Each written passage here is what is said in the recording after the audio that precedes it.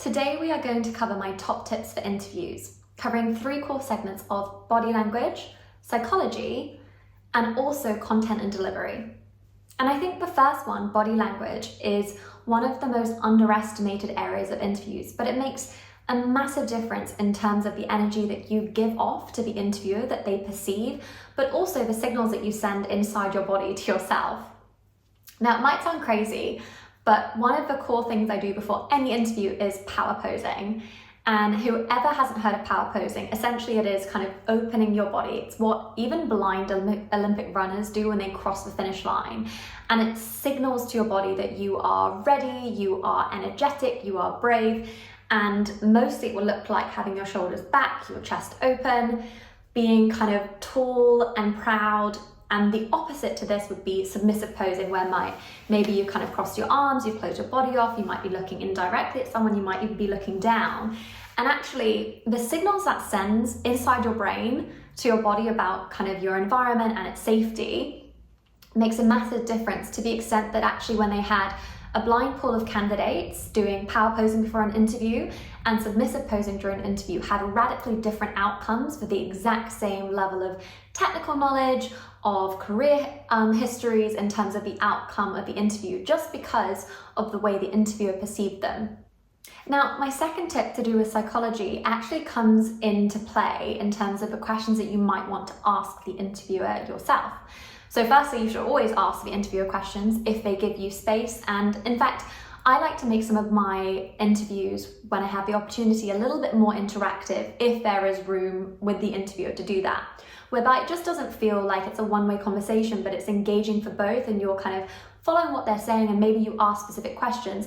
Or perhaps if there isn't time during the interview itself, maybe you keep a list in your head of topics that maybe they've discussed that you want to kind of ask more about, because it shows you're engaged, it shows you're enthusiastic.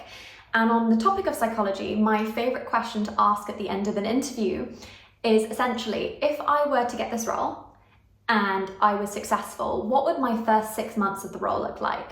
And there are 2 core reasons for asking this question. 1, you have got the interviewer to believe or to imagine that you are successful and you've got the role. So you are making them think about that situation. And 2, they then hopefully show you the day-to-day more of what your job would actually look like, or the key milestones that you would have achieved to deliver a successful first 6 months of your role. And I think that's a bit of reverse psychology to A, show your engagement, but B, kind of for the interviewer to imagine a successful outcome from the interview. And now my third topic of content and delivery is really focused on not specifically what you say, but how you say it. So I think one of the top tips actually is very useful for investment committees as well, is that you answer the question directly. When you are asked a question, you give the kind of headline response to what the actual answer is instead of dancing around it. That could be a yes, no, or an explanation that's short. Then maybe you support it with 3 underlying statements, bullet point style, that kind of hit those things. And then you could say, would you like to delve deeper into any of those limbs? And quite often an interviewer might guide you. They might kind of think you're kind of getting close to an answer, but you haven't quite given them what they were looking for, and they might ask you a follow-up question. At this point, don't get defensive, stay open and kind of look at any signals or guides that the interviewer is giving you and try your best to follow those leads. Because one of the things interviewers might do is stress test you. So they might think, okay, she knows the answer, or he knows the answer to this question. Let me ask another one. And they might dig and dig and dig until maybe you actually don't know the answer. There's a few things you can do. 1, always pause and think properly about it before responding.